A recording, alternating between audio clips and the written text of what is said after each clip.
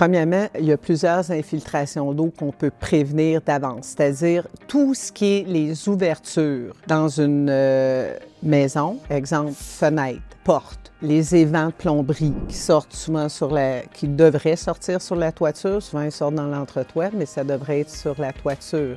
Le calfeutrage, qu'on appelle de façon populaire le caulking. Alors, très souvent, c'est négligé. C'est plate un peu parce que c'est pas quelque chose qui coûte très cher. Ça vaut la peine, je vous le dis, de le faire par des professionnels. Un, ils ont du meilleur calfeutrage. Puis deuxièmement, ça fait pas une job de cochon, là, où tu vois, c'est large, c'est petit, c'est... Durée de vie, c'est à peu près 15 ans. Mais il y a des gens, souvent, quand je revends des maisons à l'inspection en bâtiment, c'est rien de dramatique. L'inspecteur va en parler. Sauf que je pense que les vendeurs et les acheteurs sous-estiment l'importance du calfeutrage. Une autre chose, la fondation. Ça aussi, je le vois souvent en inspection en bâtiment, il y a des petites fissures. C'est sûr que l'inspecteur n'est pas là pour évaluer l'importance de la fissure. Ça peut être une fissure de superficie, de crépi qu'on va appeler, difficile à évaluer. Parfois, ça peut être une fissure de fondation. Puis même si elle est grosse comme un cheveu au début, dites-vous qu'elle va grossir. Fait que ça vaut la peine de faire déplacer un spécialiste en fissure pour voir si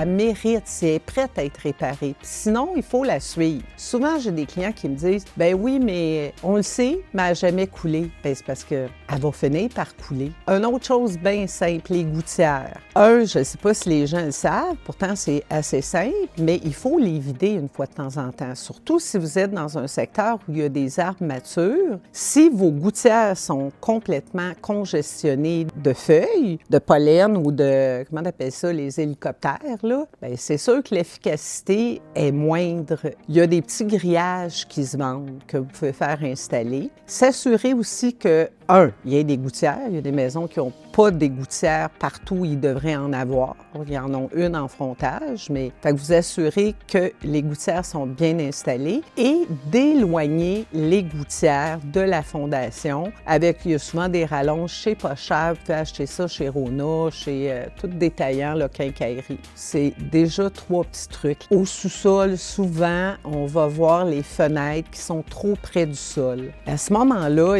la solution, on ne peut pas monter à la fenêtre, là, on ne peut pas changer la fondation, c'est de faire une margelle. La margelle va être installée, on va creuser devant votre fenêtre jusqu'au drain français. On va mettre du concassé et s'il y a une grosse accumulation, surtout là, on est appelé de plus en plus avec les changements climatiques à avoir extrêmement des grosses quantités d'eau en fait concentrée. Alors, c'est judicieux de penser à tous ces petits trucs de prévention-là.